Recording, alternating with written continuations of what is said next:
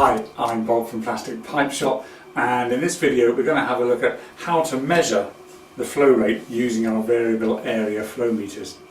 Now, variable area flow meters, sometimes called VAFs, sometimes called rotameters, are nice simple devices you can put in your systems. They've got to be mounted vertically, okay, they can't be mounted horizontally or they're not going to work. They have to be mounted vertically at all times, and they simply rely on the water flow flowing around a weighted cone. I'll just push it up and down inside here so you can see.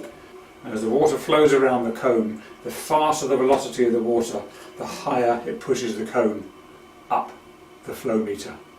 And we then have a scale on the flow meter that we can then read off the flow. So as the water velocity increases, the float, or it's not really a float, it's a weight really, the weight inside rises up. Where we want to read the flow is off the top of the float. So at the moment that's sitting bang there at 250 litres a minute on this side here.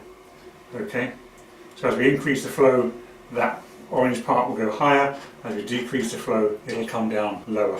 So we always read it off the top of the float.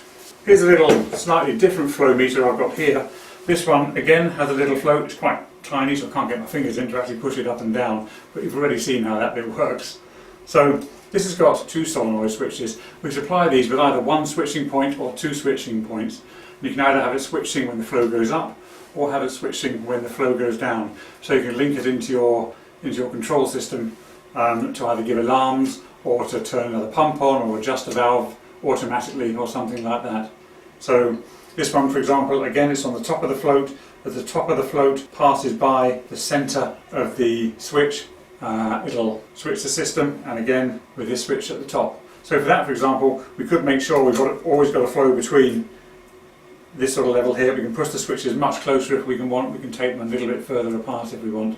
So if we're switching between 2 points here, then that can give us feedback to our PLC control system, or to maybe a speed controller on a pump, or, as I said before, maybe just use as a high and low alarm to make sure that the flow doesn't get too high or too low. When you're mounting your flow meters, don't put them straight after an elbow underneath. If you do, the flow is going to be really turbulent as it comes through here, as it whips past the elbow, and it's going to cause the float inside to want to wobble a little bit. You're going to have a faster velocity on one side than the other, and you're not going to get an accurate reading. So ideally, always have at least 5 or 6 times the diameter of the pipe in a straight length before you go into your flow meter. That gives the flow time to even out, and that gives you a much more accurate reading on your flow meter.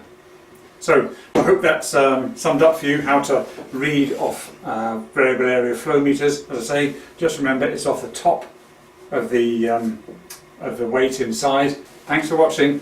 Bye.